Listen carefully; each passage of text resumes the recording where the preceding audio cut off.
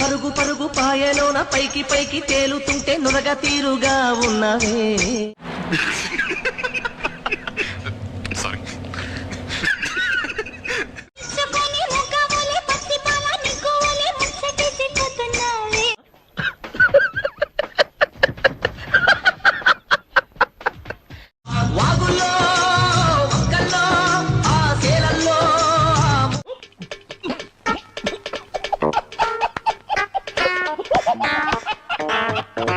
పదిలంగుండాలే భూమి తల్లి సాక్షిగా సేమంగుండాలే. క్లాప్స్ బా. అందరూ పీజీ టెక్నికల్ స్కిల్ వాళ్ళ కోడింగ్ వేరే లెవెల్ ఉంటది. నాకు ఏ జ్ఞానం లేదు, అయినా వారందరినీ దేవుడు పక్కన పెట్టి నాకు ఇచ్చాడు. ఏమిటండి మీరు మాట్లాడేది? అని విప్రోలో సెలెక్ట్ అయినా దేవుడి నామానికే మహిమ కలుగును గాక.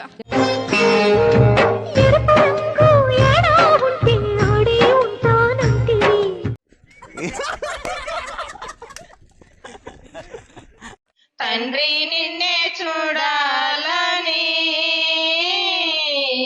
ప్రియుడానితో ఉండాలని. ఏంటి బాబా అన్న, ఇంకోసారి అన్న. తండ్రి నిన్నే చూడాలని ప్రియుడానితో ఉండాలని. ఎవతురా అదే? తండ్రి నిన్నే అంటుందే మళ్ళా ప్రియుడాని అంటుందే. యాడ దొరికింది సంతరా ఇదే? హల్లెలూయా గ్లోరీ హల్లెలూయా నీగా వరపశందన. నువ్వు ఎంచుకున్న రాగం ఏంటి, తీసుకున్న తాళం ఏంటి? పాట ఉన్నదైనా మరో నువ్వు పాడుతున్న టెంపో అయినా తగిన తగిన తగిన తగిన మీ 2-4 తగిన తగిన తగిన 6-8.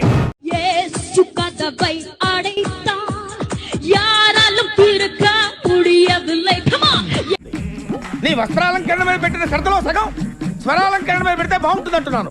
I'm telling that. ఎవరన్నా బైబిల్ దేవుడు ఎవరు? బైబిల్లో దేవుడు ఎవరు? యెహోవా. థ్యాంక్ యూ నాన్న. నీ పేరు కూడా అదే? ప్రామిస్. మరి యేసు ఎవరు?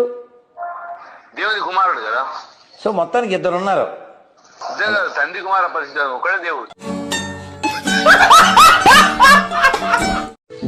మా హస్బెండ్ కి హెచ్ఐవి పాజిటివ్ ఉందండి. నాకు కూడా 13 సంవత్సరాల నుంచి ఉంది. అయ్యయ్యో సానుభూతి వద్దురా. అయ్యగారు ప్రేర్ చేశాక నాకు గవర్నమెంట్ రిపోర్ట్ కావాలని చెప్పి నేను వెళ్ళటం జరిగిందండి. అక్కడ చెకప్ చేపిస్తే నాకు లేదని వచ్చింది. ఆ రిపోర్ట్ కూడా ఇప్పుడు నేను తీసుకొచ్చానండి. తన సమస్యను ఇట్లా రాసుకుని హెచ్ఐవి అని నా దగ్గరకు వచ్చే పేపర్ ను ఓపెన్ చేసి ఏం చేద్దామంటావు మరి? నేను చేతులుంచి ప్రార్థన చేశాను. నీ రిపోర్ట్స్ అన్ని మారిపోతాయిపోన్నాను. ఇప్పుడు చూడండి.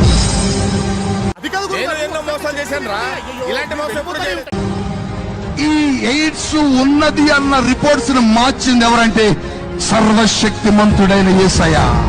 అవునా? అబ్బా.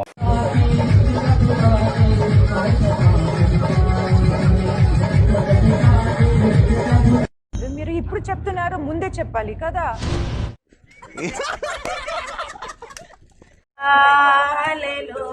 అంత ఒకసారి కాకుండా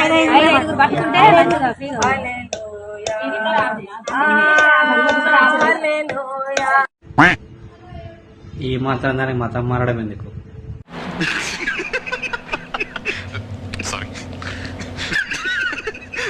ప్రదక్షిణ పదే యేసునాథ ఇత్మహే మాతా పుత్ర ఇది మగే తన్నో జీసస్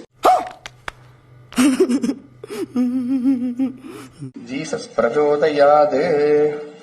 మహాయజ్ఞ మహానైవేద్యం సమర్పయామి. ఏంటంటే ఇంట్లోకి ఎక్కువగా ఎలకలు వచ్చి బొద్దింకలు వచ్చేది. అవన్నీ రాకుండా ప్రేయర్ చేయాలని చేసిన అవి అప్పటి నుంచి రావటం లేదండి.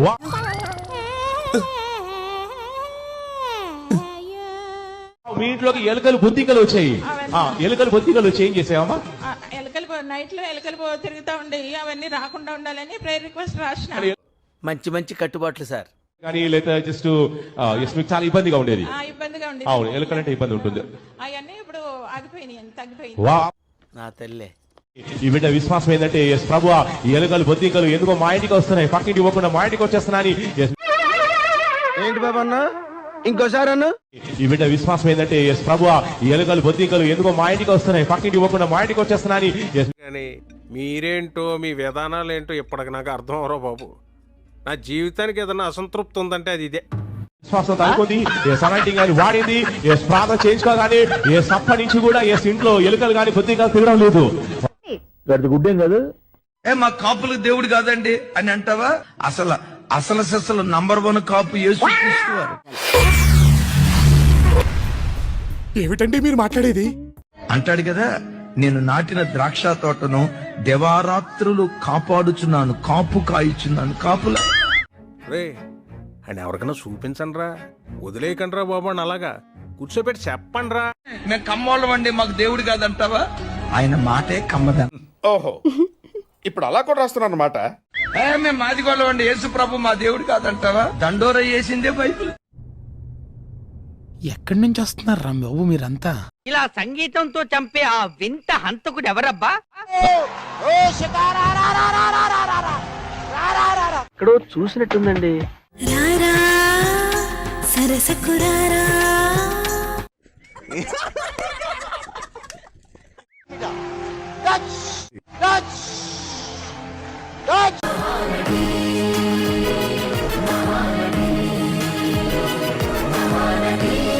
అమ్మా సావిత్రి, వెళ్ళిపోయి బతికిపోయావు కానీ లేకపోతే నా చిట్టు చెల్లి గట్టి కాంపిటీషన్ ఇచ్చారు.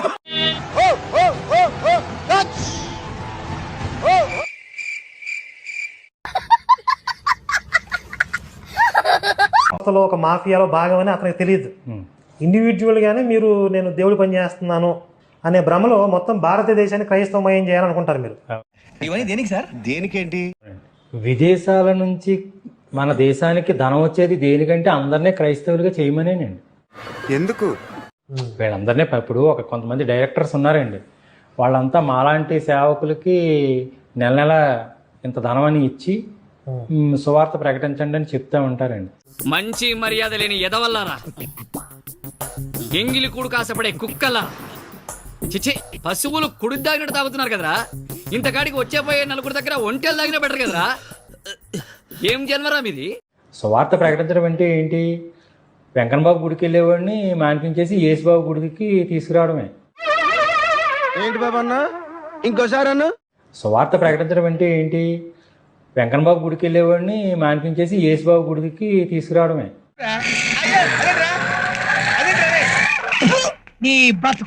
సోమవారం శివాలయానికి వెళ్తున్నాడు, శివాలయాన్ని వదిలేసేసి యేసు దేవాలయానికి రమ్మంటమే. ఇలాగ ఏదన్నా చేయటమేండి.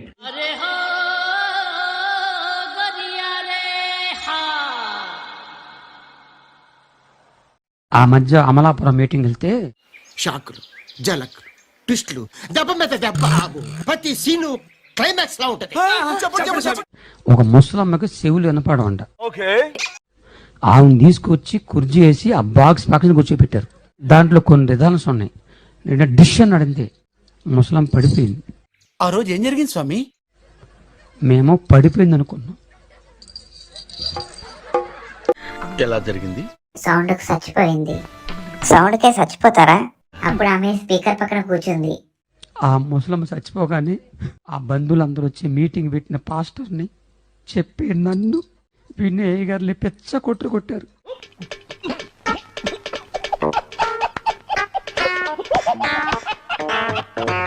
నేను ఎలాంటి స్టేజ్ కిందకి వెళ్ళిపోయా.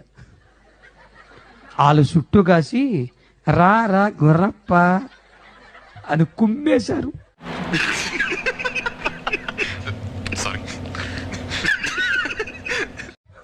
అప్పటి నుంచి నా భయం నాది. మళ్ళీ వస్తావరా? ఇంకెవడైనా వస్తాడా? ఏం చేయడం లాట్ సార్, ఇంకా మేము వెళ్ళి రియాక్షన్ తీసుకుంటాం సార్. ఈ వీడియో నచ్చితే మీకు ఏం చేయాలో తెలుసు కదా.